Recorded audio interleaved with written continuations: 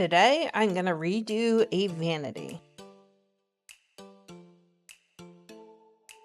It obviously has a veneer top, but it's been painted numerous times. It's super cute. It has some beautiful detailing on it.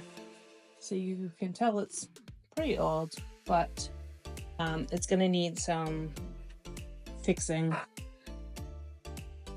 there. And when we moved, it was so hot in the U-Haul, it actually bubbled up a lot of the paint. So where I'm redoing my daughter's room, what it looks like, I'm going to strip this and paint it white and get it really cute. I actually ordered new knobs for the drawers that are gold bows. So I'm gonna go in with this and see how it does, because if you just try and sand this, it's a latex paint and it's just gonna gunk up and make it gross. So here's to hoping that I can get this to work.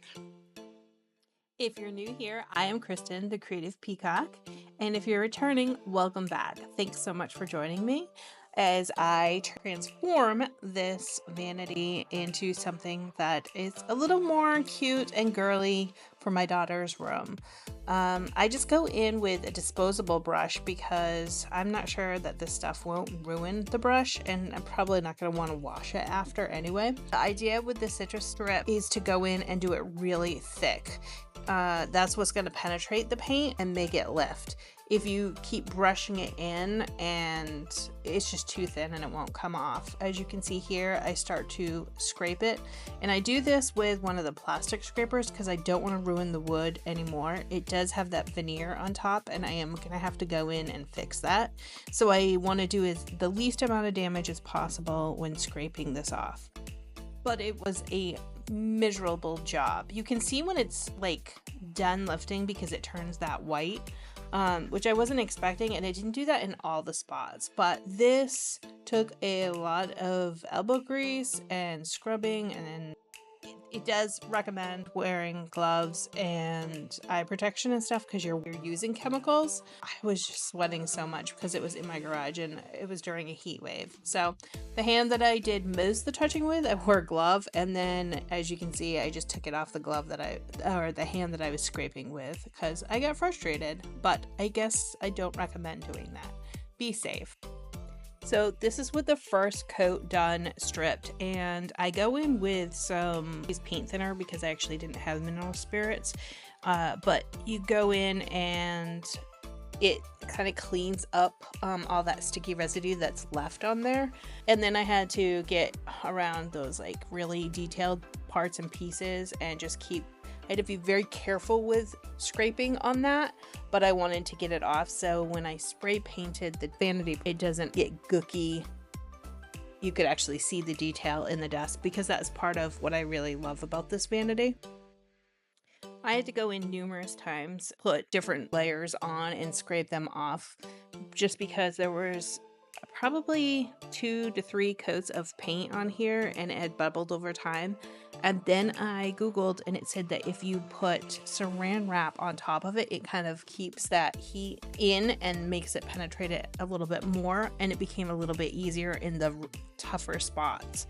It was very hard in certain spots. Some were super easy and very satisfying to do, but others I really had to work hard.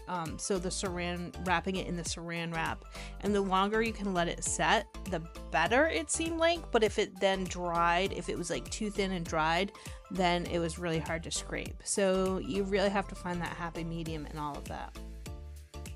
And again, I'm just going in with my paint thinner. Again, they called for mineral spirits, but I didn't have it, so I just was using the paint thinner, and it seemed to work because it's just taking that sticky part of the leftover glue on, or I'm sorry, the leftover paint on there, and just really helps it thin it out enough, and then I can go in and scrape the rest, because if it gets too gummy on there, it just kind of spreads. So the paint thinner seemed to work, but I didn't try it with the mineral spirits. I'd be interested to try it next time. Now I'm going to go in with my Bondo and see if I can fix the parts of the veneer that have kind of chipped off over the years. I love using this Bondo. I bought it and I probably was too scared to use it for a good 6 months to a year. I got it during an Amazon Prime special because I always wanted to try it. It is kind of stinky, but it's super easy to work with. And I find that it does sand really well. Used Bondo with my husband for cars before, and they're kind of hard to sand down. But I found that this wood one was really easy, and it's just a 2-part mix.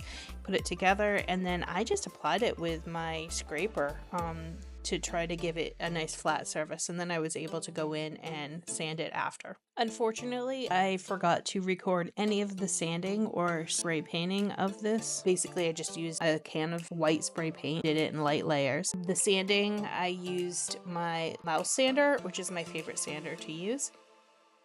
Then it was time to go shopping and find a mirror, and luckily I found this one at Walmart for $15 on clearance. So I decided that I was going to get it and just use my rub and buff to make it gold, because I wanted the mirror to match the gold handles, the ribbon ones that I was getting off of Amazon for the little drawers in there. Went in, rub and buff. This is magical stuff. It's my favorite stuff to use. And then I had this stool already, so I was able to just put that in there. It had gold legs. It's super cute. The white matches. All done. I think I might add a little shelf under there for her. The mirror came out amazing. It's white. It's cute. It's functional. I'm just really happy with the way it came out. Make sure to like and follow to see the total room makeover coming soon.